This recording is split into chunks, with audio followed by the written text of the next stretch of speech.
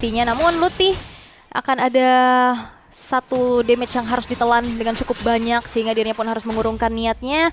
Sementara nah ini udah mulai jalan juga dan Sutsujin tidak dibiarkan sendirian sekarang. Iya, top lane-nya sih PR buat Onyx Esports tidak dibersihkan terlalu jauh tadi.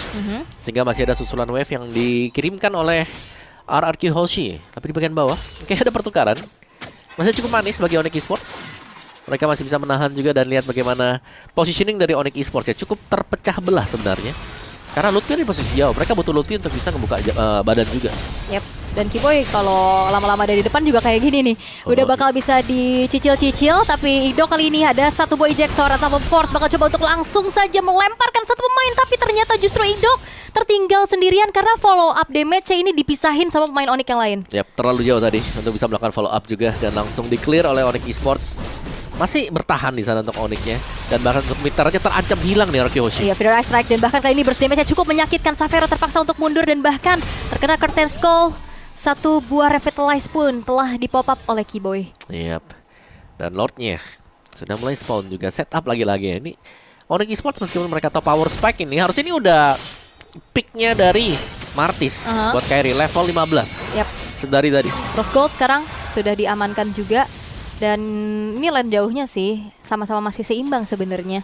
Walaupun ada keunggulan inner turret bottom lane yang hancur di tangan dari Onyx. Yep. Kesempatan RRQ ya mereka bisa ambil di bawah aja sih kalau daripada mereka berusaha buat dapetin Lord-nya.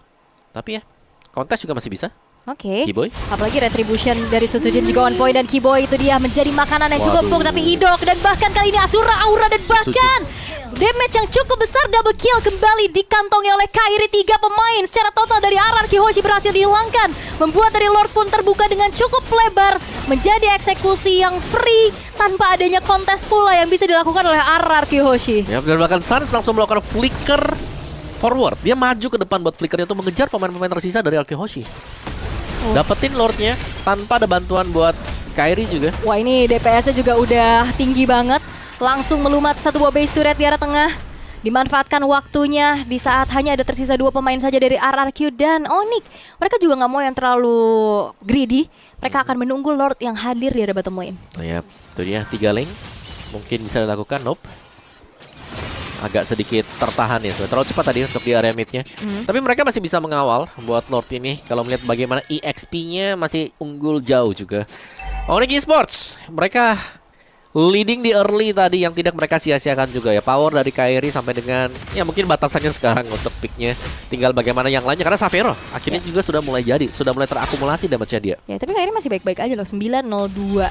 Ini lumayan banget, tapi Konsil yang langsung digagalkan pula. Dengan adanya damage yang disumbangkan oleh Sans, kali ini Lord akan dikawal perlahan. Ground Spat Away telah dibentangkan juga. Feather Eye Strike ternyata tidak menjangkau ke arah pemain-pemain dari Onyx Esports karena ada manipulation dari belakang. Idoknya sudah mulai dijebak juga dengan adanya efek slow yang begitu mengerikan. Tapi fokus ke arah base dari Xavero yang dipaksa untuk mundur terlebih dahulu karena sudah lumayan habis dari segi resource wave minionnya. Yap, dan di top juga diambil ternyata untuk semua base turret milik dari RRQ Hoshi. Masih akan bertahan terlebih dahulu untuk Onyx-nya, tidak terlalu maju. Yap. Wah, ini piercing damage dari Xavero ya. Xavero sih ngeri-ngeri banget loh. Tadi dia free banget langsung masuk ke dalam turret. Nah, lihat curtain call dibuka, mengikat Kiboy bersama dengan Sans ya. Emang sejoli nih berdua nih. Emang Di berdua slow-slowin aja. juga. Terus-terusan ya. Tapi Onyx juga nggak mau yang terlalu gegabah. Mereka mundur lagi, mereka set up ulang kembali dan bicara lagi-lagi tentang defensif dari RRQ.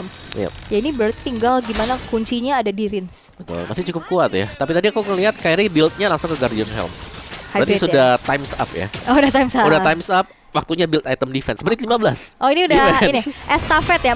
Ini silahkan Xavero aku berikan tugas mulia ini untuk memberi damage. Kasih ke Xavero aja tuh 3.500 sekarang advantage buat Xavero. Dan akhirnya Sutsujin punya satu buah Blade of Despair. Oke. Secara keunggulan buat goldnya juga masih banyak ya. Mid, roamer dan juga gold laner bagi Onyx Esports 7.700 untuk advantage mereka. Dan 30 second Lord yang menjadi penentu. Seharusnya kalau RRQ Hoshi bisa dapetin Lord ini, mereka akan bisa bertahan loh. Karena jelasnya power dari Kairi juga sudah sangat-sangat drop ya. Jadi dia harus bisa mendekat.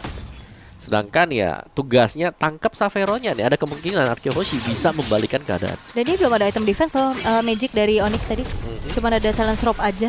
Iya, silence rope cukup cukup kali ya. Cukup dikit tapi lah. ini kayaknya udah harus dijadiin sih ya secepat mungkin. Athena. Karena ini cukup penting, apalagi burst damage dari Rins nanti akan semakin besar. Nah ini cicilan-cicilan ya kan, Void Blast, Void Crystal dari arah kejauhan, apalagi udah mulai ada efek burn dari Glowing One-nya juga. Sementara dengan adanya eksekusi menuju ke arah Lord sudah mulai dilakukan oleh Xavero. Cicilan-cicilan tersebut, Idok terpaksa melakukan flicker untuk mundur ke arah belakang. Sucujin dipisahkan dari peperangan, tapi free dari Xavero yang membuat dari Rins dan juga harus mundur terlebih dahulu. Sementara Dairen akan dikejar sendirian di depan sana tanpa adanya yang melindungi dirinya, sehingga kali ini Dairen masih bisa kabur, tapi fokus dari Onyx bukan ke Dairen. Mereka bakal coba end the game karena hanya ada Rins saja yang ada di dalam base milik dari Arar Kyoshi, dan kali ini Onyx Esports fokus menuju ke arah base dan 2-0 tanpa balas untuk Onyx Esports. Yap, dengan skor 17-4, lebih baik satu dibandingkan dengan game yang pertama 17-5. Dan Onyx Esports bangkit dari keterpurukan mereka atau keraguan para pemirsa di hari yang pertama. Benar.